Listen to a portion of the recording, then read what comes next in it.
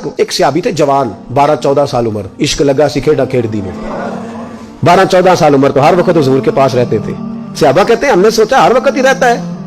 एक दिन नबी पाक सल्लल्लाहु अलैहि वसल्लम ने कहा इनको जरा बताऊं तो सही है मुझसे प्यार कितना करता है। सहाबा को तजर्बा कराने के लिए हुजूर ने उससे कहा मुझसे प्यार करते हो? उसने कहा बाप को पता ही है सारा। तो हुजूर ने फरमाया जाओ अपने बाप की गर्दन काट के लाओ। इसकी औखा जे बाबा काम, हाँ अपने बाप की गर्दन काट के लाओ। 12-14 साल उम्र, छलांग लगाई।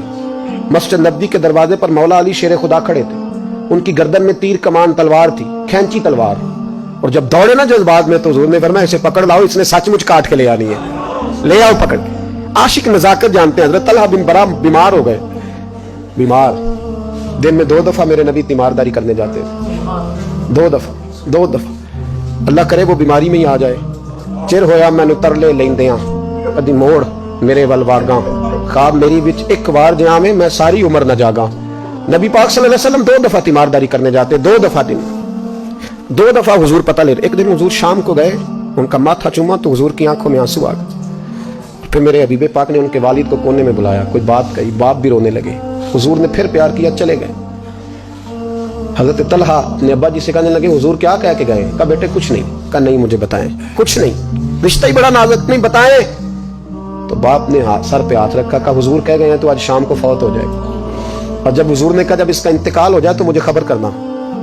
वालिद को चारपाई पे बिठा के तो हजरत तलहा ने हाथ पकड़ लिया। इश्क त्याग दोवें एक बराबर, पर इश्क दा सेक वधेरा, अग ते साढ़े कख ते काने, इश्क साढ़े तन मेरा, ओ अग दा दारू मींह ते पानी, मैनू कोई दसे इश्क दा दारू केड़ा, बुल्ले शाह उत्थे कुछ नहीं बचदा जिथे इश्क होरां दा डेरा।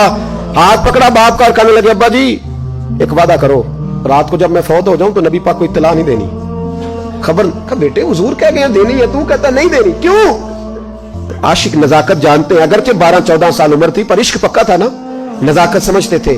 कहने लगे अब्बा जी जिन गलियों से हुजूर ने गुजर के आना है वो यहूदियों की गलियां हैं, ऐसा ना हो मेरे जनाजे की खातर हुजूर गुजरे और कोई मेरे नबी को तकलीफ दे दे, इसलिए खबर नहीं करनी मुस्तफा को, आप जनाजा पढ़ के दफना देना। रात को इंतकाल हुआ, बाप ने जनाजा पढ़ा, दफन किया, सारा कुछ जानने वाले रसूल आए। कहा मुझे बताया क्यों नहीं?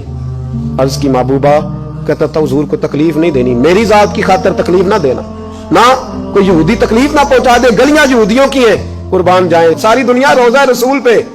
और मेरे रसूल ने फरमाया मुझे बताओ उसकी कब्र कहां है? सारी दुनिया रोजा रसूल पे, और नबी पाक उस गुलाम की कब्र पे खड़े आंसू बह रहे हैं। सहाबा कहते हैं हर कब्र पे दुआ ये होती थी, या अल्लाह कब्र कुशादा कर दे, या अल्लाह इसका हिसाब आसान कर दे। यहां दुआ भी अनोखी, इसके लिए दुआ भी अनोखी, रिश्ता ही बड़ा नाजुक है।